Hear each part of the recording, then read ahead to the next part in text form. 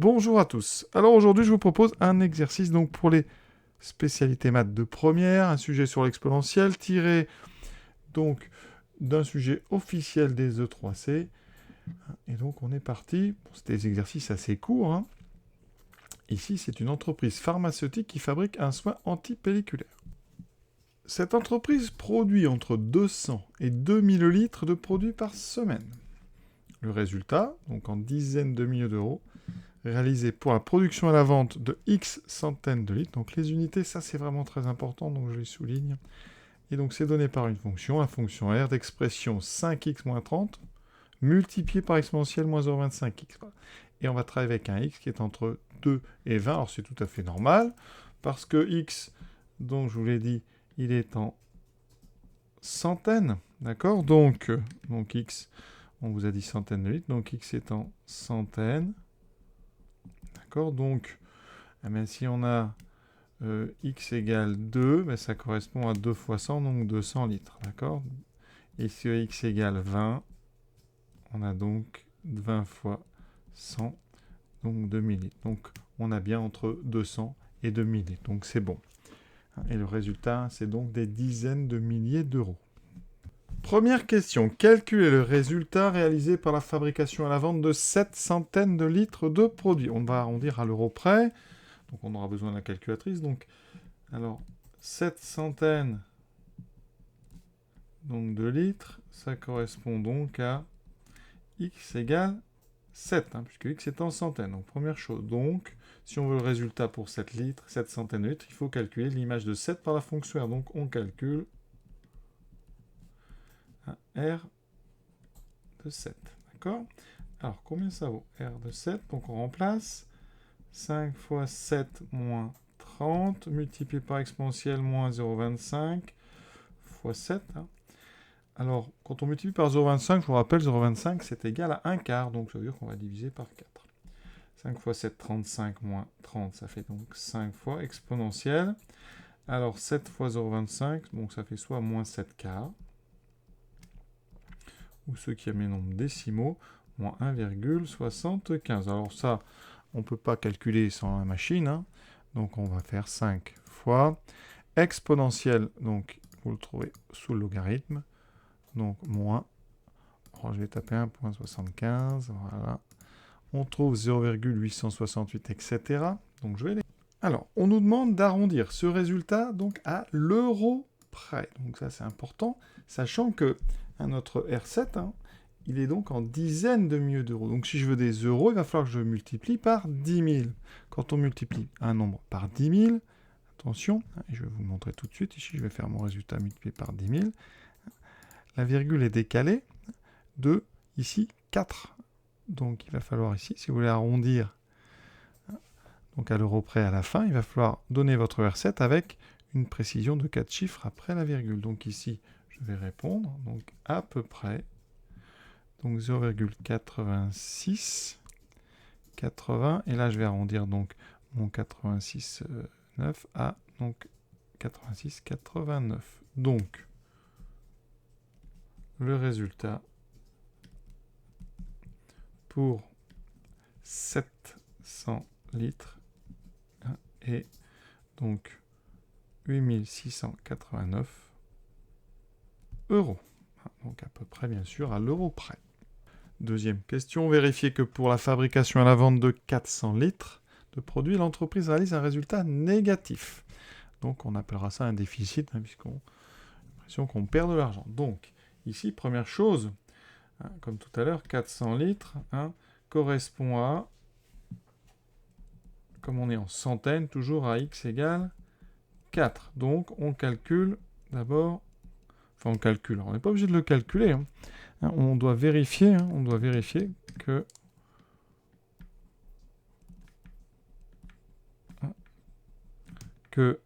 R4 est donc négatif. Alors, négatif, strictement négatif ou nul. Bon, quand on dit un résultat négatif, comme c'est une phrase en français, on peut supposer que on considère strictement négatif. Bon, en maths, quand on dit négatif, c'est négatif ou nul. Donc, il y a un petit biais ici. Donc, on doit vérifier que R de 4 est strictement négatif. Parce qu'effectivement, si on a R4 égale 0, on n'appellera pas ça un déficit, on est à ce qu'on appelle l'équilibre. Donc, ici, on va donc regarder l'expression de R4. Dans R4, c'est 5 fois 4 moins 30, fois exponentielle de moins 0,25 fois 4, ce qui donne donc 5 fois 4, 20. 20 moins 30, donc moins 10, exponentielle moins 1. Donc ici, et E moins 1, vous le connaissez. C'est donc 1 sur E, avec ce fameux nombre E qui est à peu près 2,718. Voilà. Donc c'est un nombre strictement positif. Donc ici, moins 10 fois exponentielle moins 1, c'est donc moins 10 fois 1 sur E, et donc on va l'écrire moins 10 sur E. Donc ici, même sans calculatrice, 10 est strictement positif, E est strictement positif, donc par quotient, 10 sur E est donc strictement positif, on multiplie par moins 1, et donc moins 10 sur E est strictement négatif. Donc conclusion R4 est strictement négatif. Donc on a bien un déficit pour 400 litres produits. Voilà. Et vous voyez qu'on n'a pas utilisé la calculatrice. Je rappelle juste pour ceux qui ne savent pas, en tapant exponentielle 1 sur la machine, vous retrouvez la valeur de E. Ensuite, c'est pas vraiment précisé dans le sujet, on aurait pu, je pense, carrément, écrire moins 10 multiplié par exponentielle moins 1. Je pense que ça aurait été accepté. Vous voyez, ça fait moins 3,7 à peu près, je pense. C'est un résultat qui aurait été acceptable, parce qu'on ne précise pas vraiment, qu'on ne demande pas l'usage de la calculatrice dans cette question. Troisième question, résoudre l'inéquation R de x supérieur ou égal à 0 d'inconnu x. Voilà, et interpréter. Alors, résoudre une inéquation. Donc déjà, on va l'écrire, cette inéquation. R de x supérieur ou égal à 0, ça équivaut donc à 5x moins 30 fois exponentielle moins 0,25x supérieur ou égal à 0. Alors, comment est-ce qu'on résout? Alors, il y a deux méthodes, vraiment. Vous pouvez vous permettre ici de résoudre directement, à condition de savoir qu'un exponentiel, c'est quelque chose qui est toujours strictement positif. Et la propriété essentielle, c'est que pour tout grand X, réel, eh bien, exponentielle grand X, c'est quelque chose de strictement positif. D'accord? Ça, c'est une propriété à connaître par cœur, et vraiment, il faut le savoir. Et donc, ici, eh bien, notre grand X, donc avec grand X égale moins 0,25 petit x, on en conclut que, eh bien, pour tout X, donc, appartenant donc à 2,20, forcément, eh bien, exponentielle moins 0,25x est donc strictement positif. Puisque c'est un nombre strictement positif, ça veut dire qu'on peut bien considérer que pour que ce produit soit supérieur ou égal à 0, comme exponentielle moins 0,25x est strictement positif, ça veut dire que c'est forcément 5x moins 30 qui doit être supérieur ou égal à 0. Alors pour passer de l'un à l'autre, il y a une autre façon de le faire. Vous pouvez diviser des deux côtés par exponentielle moins 0,25 qui est strictement positif. Quand on divise une inégalité par un nombre strictement positif, elle ne change pas de sens. D'accord? Donc ici, ça nous fait 5x plus grand que 30. On divise par 5 qui est positif. X est plus grand que 30 sur 5, donc plus grand que 6. Voilà donc la première façon de résoudre cette inéquation. Une autre méthode que moi j'aime bien, c'est de faire un tableau de signes. Alors, un tableau de signes, alors ça va nécessiter donc ici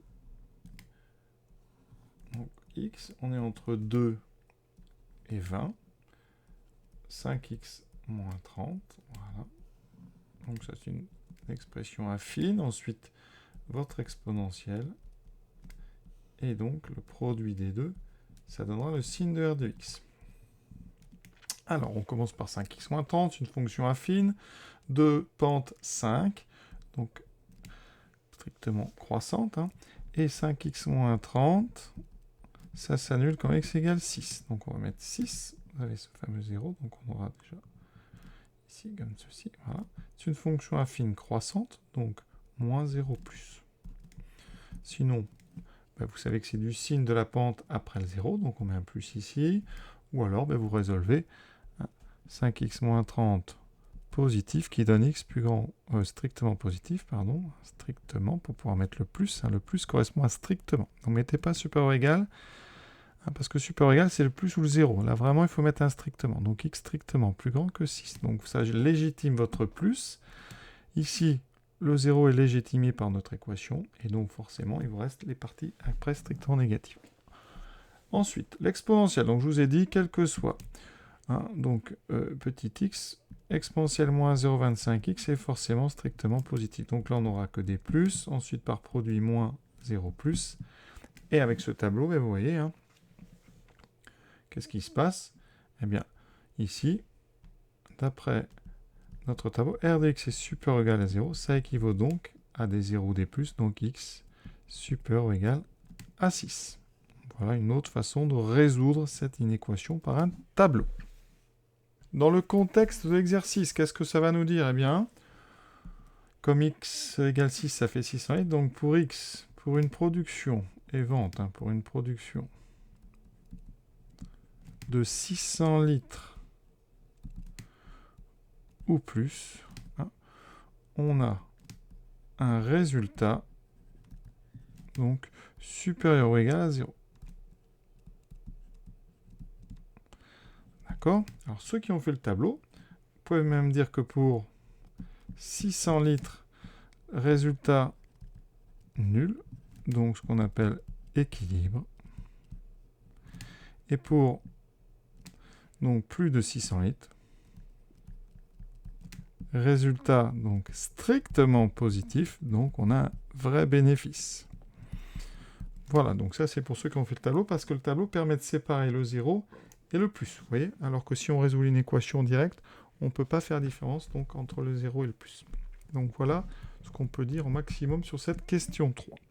Quatrième question, donc on parle de R', la dérivée de R. Donc on voit bien R, c'est un produit de deux fonctions dérivables, il n'y a pas de souci, donc R est bien dérivable. Et un logiciel de calcul vous donne R'. Alors moi j'aime bien toujours vérifier, donc on va le faire, mais sur votre copie vous ne le faites pas. Vous n'avez que 2 heures pour les E3C, donc il n'y a pas forcément le temps de tout faire.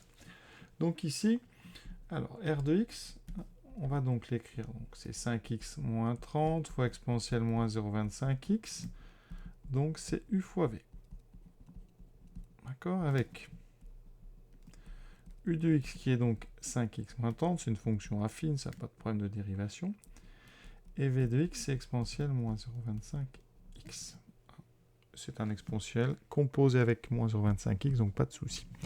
Donc effectivement, u et v sont dérivables, donc le produit est dérivable.